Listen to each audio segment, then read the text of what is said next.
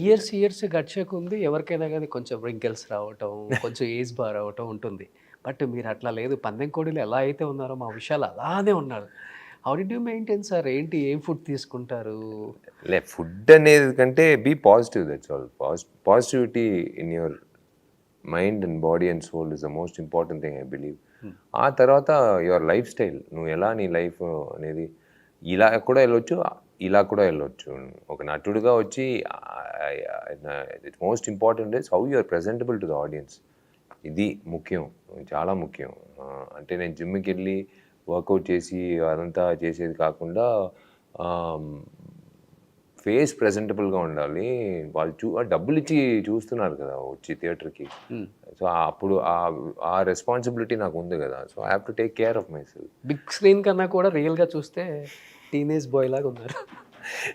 ఈ సినిమాకి వచ్చి ఏమంటే మార్క్ యాంటనీలో క్లైమాక్స్ ఒక ఆదికొచ్చి అన్న లాస్ట్ 12 నిమిషాల్లో వాళ్ళు ఓల్డ్ గెటప్ రావాలన్న, యాంటనీ గెటప్ కొంచెం లావు ఎక్కాలన్న. సరే ఓకే, ప్రతి డైరెక్టర్ అడుగుతారు కదా. ఆ టైం అయిన తర్వాత కరెక్ట్‌గా రత్నం కథ చెప్పడానికి హరి గారు వచ్చారు. హరి గారు వచ్చి విశాల్ ఇద్దరు కలిసి చేద్దాం అని అడిగాను. టుగెదర్ కథ చెప్పి అయిన తర్వాత నన్ను ఇలా చూసారు. విశాల్ కొంచెం నాకు ఆ భరణి విశాల్ కావాలి, పందెంకొండ విశాల్ ఒక 14 కిలోలు తగ్గించుకోవాలి. నో ప్రాబ్లమ్ సార్, ఒక 28 డేస్ టైం ఇవ్వండి నేను చేస్తాను సార్. అదేంటి 3 నెలలు టైం అడుగుతాం అనుకున్నాను అట్లీస్ట్. లేదు 28 డేస్ చాలు సార్ అని చెప్పి నా ట్రైనర్ వినోద్ దగ్గర చెప్పి వి స్టార్టెడ్ ద రొటీన్. అంటే ఒక పెద్ద ఛాలెంజ్ కదా, ఒక నటుడికి ఇలాంటి ఛాలెంజ్లే కావాలి to keep him going. So అడిగాను ట్రైనర్ దగ్గర.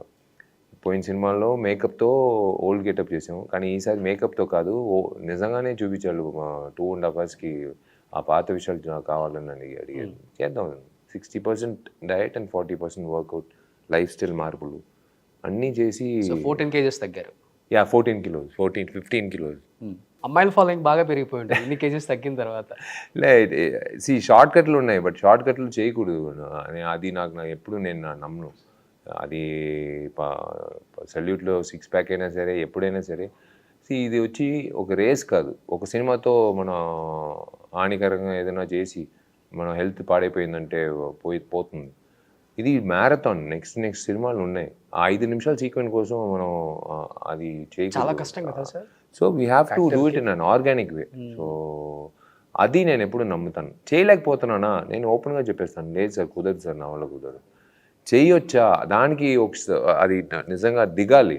అంటే సార్ నేను చెప్పినట్టు మీరు వినాలని చెప్పినప్పుడు ట్రైనరు చెప్పినట్టు విన్నాను. 28 డేస్, నాట్ దట్ 28 డేస్, లైఫే I carried on after that post that.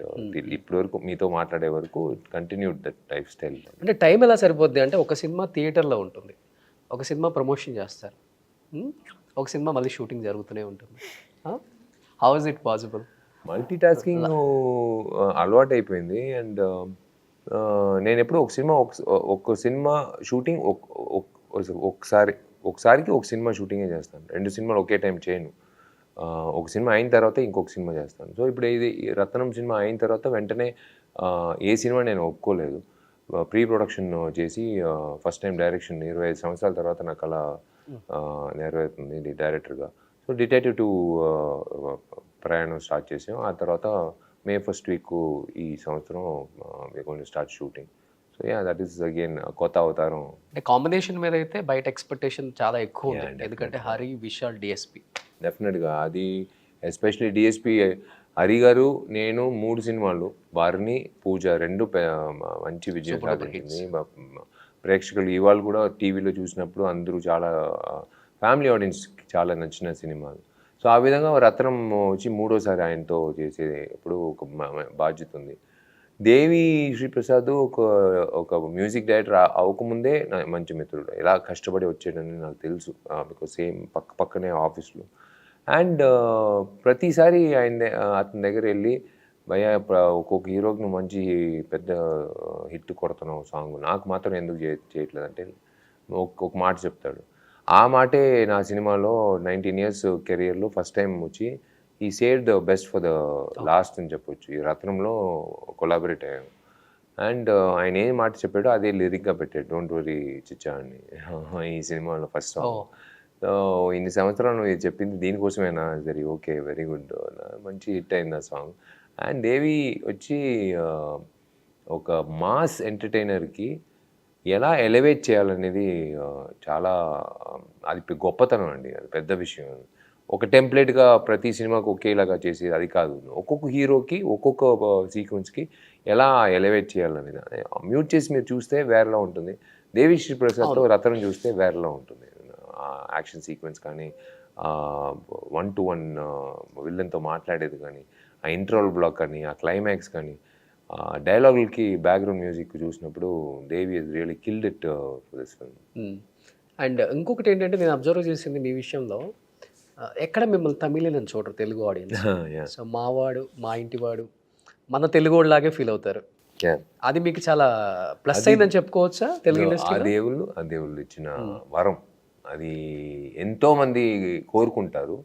నాకు దక్కిన ఒక విషయం అది మీరు చెప్పినట్టు, హైదరాబాద్లో ఎయిర్పోర్ట్లో దిగిన రోజు నుంచి మళ్ళీ ఎక్కడన్నా పల్లెటూరులో షూటింగ్ వెళ్ళినా సరే, ఆంధ్రాలో, తెలంగాణలో, తమిళనాడులో ఎక్కడికి వెళ్ళినా మామూలుగా షూటింగ్ స్పాట్లో కాసుకొని ఉంటాం. నెక్స్ట్ షాట్కి ఎక్కడైనా కూర్చోవాలి కదా, అమ్మ ఇక్కడ కూర్చోవచ్చా అని అడుగుతాను. లోపల రా బాబు, ఇంటికి లోపల రా, లోపలికి వచ్చి కూర్చో, ఎండగా ఉంది లోపలికి వచ్చి కూర్చో అంటే మన ఇంట్లో అలా బయట వాళ్ళని అలా పిలువం. ఎవరో బయట ఉన్న అతను అలా అడిగితే అలా ఆలోచిస్తారు.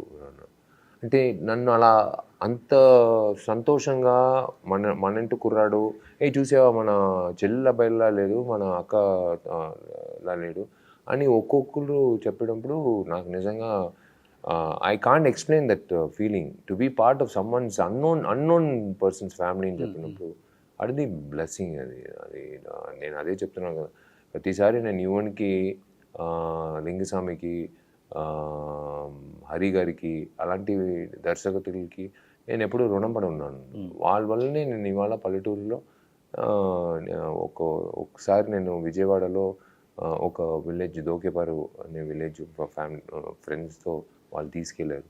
ఆడు కూడా వచ్చి వాళ్ళు పందెం పొడితో ఇది జరుగుతుంది, వచ్చేటరా పందెం కొడి విషయాలు, ఇన్ని సినిమాలు చేశాను ఇంకా వచ్చి పందెం కొడి విషయాలు నేను చెప్తున్నాను.